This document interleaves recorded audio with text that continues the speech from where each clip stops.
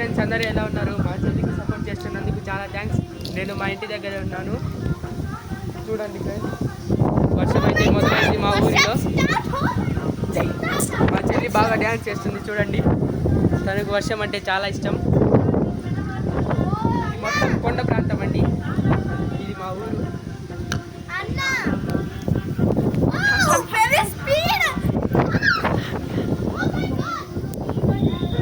మబ్బులు అయితే చాలా నల్లగా ఉన్నాయి. ఈరోజు రాత్రి వాన కుమ్మేస్తుంది అనుకుంటా. చూడండి కొండలలో అయితే మొత్తం నిండిపోతుంది. ఇక్కడ నుంచి కానొస్తుంది.